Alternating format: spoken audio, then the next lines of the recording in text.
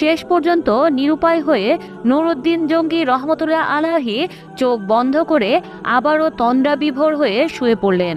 শোয়ার পর তৃতীয়বারও তিনি একই ধরনের স্বপ্ন দেখলেন। রাসূলুল্লাহ সাল্লাল্লাহু আলাইহি সাল্লামের বক্তব্য শেষ হওয়ার পর নুরউদ্দিন জঙ্গি রহমতুল্লাহ আলাহি ক্রন্দনরত অবস্থায় বিছানা পরিত্যাগ করলেন। এবার তার দৃঢ় বিশ্বাস জন্মালো যে নিশ্চয় প্রিয় নবী হযরত মুহাম্মদ সাল্লাল্লাহু আলাইহি সাল্লামের রওজা মুবারক কোনো বিপদের সম্মুখীন হয়েছে। তাই তিনি তড়িৎ গতিতে ওযু গোসল করে ফজরের নামাজ আদায় করলেন।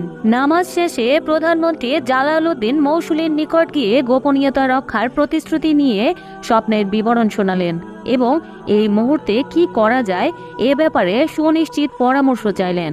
জালালউদ্দিন মৌসুলী স্বপ্নের বৃত্তান্ত অবগত হয়ে বললেন, হুজুর, আপনি এখনো বসে আছেন। নিশ্চয় প্রিয় নবীর রওজা মোবারক কোনো কঠিন বিপদের সম্মুখীন হয়েছে। তাই এই বিপদ থেকে উদ্ধার করার জন্য বারবার তিনি আপনাকে স্মরণ করছেন। অতএব আমার পরামর্শ হলো, সময় নষ্ট না করে অতি সত্বর মদিনার পথে অগ্রসর হন। নুরউদ্দিন জঙ্গি রহমতুল্লাহ আলাহি আর কাল বিলম্ব না করে তিনি 16,000 দ্রুতগামী অশ্বারোহী সৈনিক এবং বিপুল অর্থ সম্পদ নিয়ে বাগদাদ থেকে মদিনার অভিমুখে রওনা হলেন।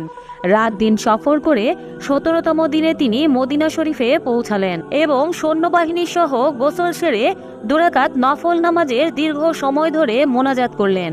তারপর সৈন্যবাহিনী দ্বারা মদিনা ঘেরাও করে ফেললেন এবং সঙ্গে সঙ্গে আদেশ জারি করে দিলেন যে বাইরের কোনো লোক মদিনাতে আসতে পারবে না, কিন্তু সাবধান, মদিনা থেকে কোনো লোক বাইরে যেতে পারবে না।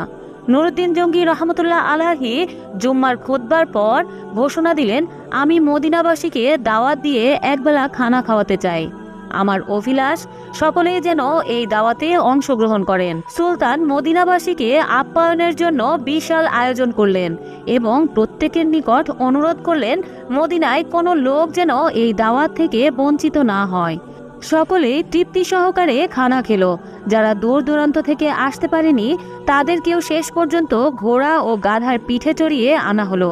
এভাবে প্রায় 15 দিন পর্যন্ত তাদের শরীক হওয়ার পর সুলতান জিজ্ঞাসা করলেন, আর কেউ অবশিষ্ট আছে কি? থাকলে তাদেরকেও ডেকে আনো। এই নির্দেশের পর সুলতান বিশ্বস্ত সূত্রে অবগত হলেন যে আর কোনো লোক দাওয়াতে আসতে বাকি নেই। এ কথা শুনে তিনি সীমাহীন অস্থির হয়ে পড়লেন, চিন্তার অথৈ সাগরে হারিয়ে গেলেন। তিনি ভাবলেন, যদি আর কোনো লোক দাওয়াতে শরীক হতে বাকি না থাকে তাহলে সেই অভিশপ্ত লোকগুলো গেল কোথায়? আমি তো দাওয়াতে শরীক হওয়া প্রতিটি লোককে অন্তত গভীরভাবে পর্যবেক্ষণ করেছি, কিন্তু কারোর চেহারায় তো ওই লোক দুটির চেহারার সাথে মিলল না। তাহলে কি আমার মিশন ব্যর্থ হবে? আমি কি ওই কুচক্রী লোকগুলোকে গ্রেফতার করে দৃষ্টান্তমূলক শাস্তি দিতে সক্ষম হব না?